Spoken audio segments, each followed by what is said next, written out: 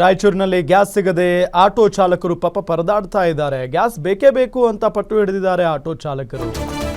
Auto ಚಾಲಕರ ಪಟ್ಟು ಹಿಡಿದ ಬೆನ್ನಲ್ಲೇ ಜಿಲ್ಲಾಡಳಿತ ಅಲರ್ಟ್ ಆಗಿದೆ. ಆಟೋ ಗ್ಯಾಸ್ ಬಂಕ್ಗಳಿಗೆ ಆಹಾರ ಇಲಾಖೆ ಅಧಿಕಾರಿಗಳು ಭೇಟಿ ನೀಡಿದ್ದಾರೆ. ಬಂಕ್ಗಳಲ್ಲಿ ಗ್ಯಾಸ್ ಪೂರೈಕೆ ಸ್ಥಗಿತದ ಬಗ್ಗೆ ಮಾಹಿತಿಯನ್ನ ಸಂಗ್ರಹಿಸಿದ್ದಾರೆ.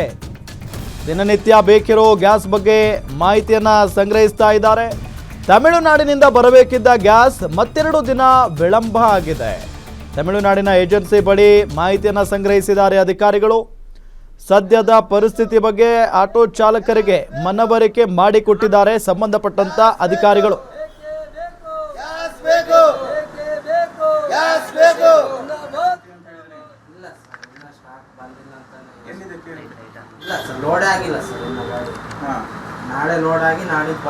ಈಗ ಇದು LPG ಅವೈಲೇಬಿಲಿಟಿ ಸಲುವಾಗಿ ನಾವು ಈಗ ಇವ್ರನ್ನ ಕೇಳಿದ್ವಿ.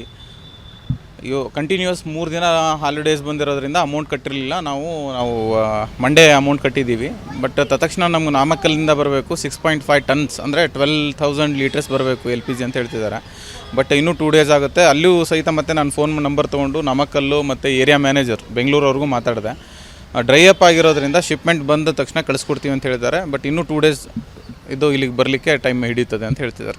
Situation is in tough situation. So ನಾವು ಡೊಮೆಸ್ಟಿಕ್ಕಿಗೆ ಕೊಡಲಿಕ್ಕೆ we are giving first preference.